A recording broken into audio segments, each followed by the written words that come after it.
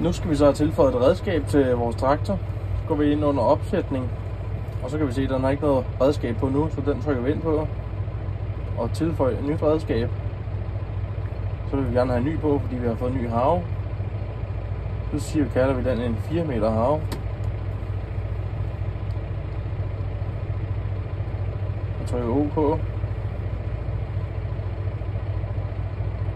Så skal vi herned og have, tilkoblingstype, som er 3-punkt bagpå, og den drejer ikke, fordi den sidder fast i liften.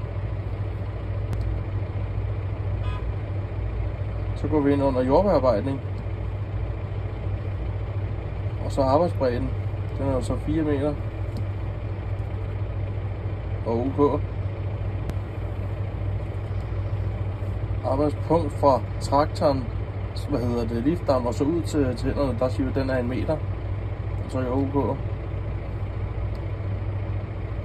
Og den sidder jo så i den bagerste del af, af liftdarmene.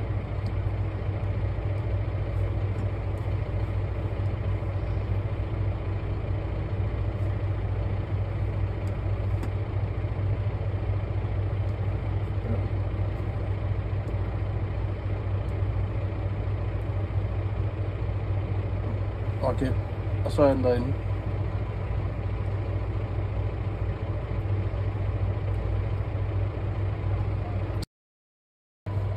Så skal vi lave opsætning af kørehåndtag. For at komme ind i menuen til kørehåndtag, så er der en lille genvejsknap hernede. Og så kommer vi ind i de valgte funktioner, der drejer også til styrehåndtaget ved siden af og vores kørehåndtag. Hvis jeg for eksempel godt vil indstille, tolderen herovre, den plejer jeg at lægge som min GPS, så vælger jeg traktoren og får en masse valgmuligheder. Den sætter jeg så til min autostyring. Hvis jeg for eksempel gerne vil vælge, at A'eren skal være et af mine fjernudtag, så trykker jeg på traktoren igen. Så vælger jeg et fjernudtag. Lige i dette tilfælde bliver det lige 1'eren.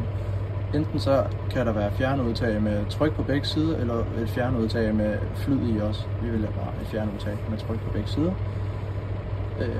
For at vores udtag overhovedet skulle virke, så er vi nødt til at trykke aktiver tilpasning.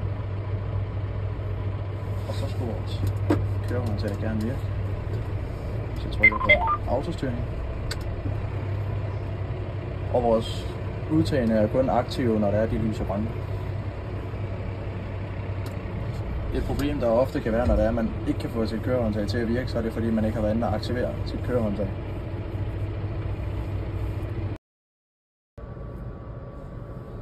Nu har vi tilføjet et isobusredskab til vores traktor her. Og så vil traktoren altid spørge, om man vil fortsætte med det arbejde, man har været i gang med. Og lige i det tilfælde her, der starter vi bare et nyt arbejde, for vi skal ud og starte noget nyt. Så spørger traktoren, om man vil opdatere sporafstanden og de valgte værdier, som ligesom er lagt ind i gødningsbrædderen på forhånd. Og det siger vi bare ja tak til. Så bruger vi bare luk her og luk. Og luk. Så skulle vores gødningsbrædder gerne ligge herinde på der. Så det er forholdsvis nemt at tilføje et isobusredskab, når den selv tilkobler alle dens værdier.